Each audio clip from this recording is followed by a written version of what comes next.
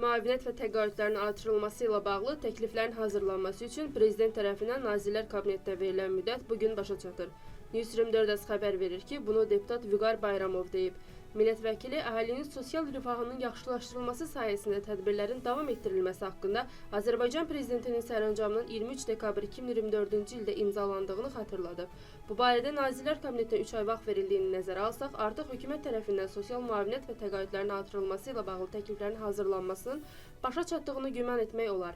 Digər tərəfdən bu ilki sosial paket 3 milyondan çox vətəndaşımızı əhatə edəcək. Bu məqsədlə əlavə olaraq 1,5 milyard manatdan çox vəsaitin ayrılması nəzərdə tutulub. Bu isə o deməkdir ki, sosial paket maaş və pensiya artımları ilə məhdudlaşmayacaq. Deputat bildirib ki, müavinət və təqaüdlərin artırılması ilə bağlı sənədin rəsmi təkliflərin təqdimatı başa çatdıqdan sonra imzalanacağı gözlənilir.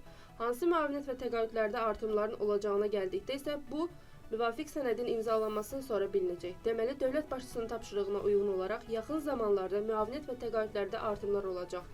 Bu, 2025-ci ildən sosial paketlərin iyiləşməsi və daha çox vətəndaşımızın sosial təminat tədbirlərinin faydalanmasına imkan yaradacaq deyə deputat vurğulayıb.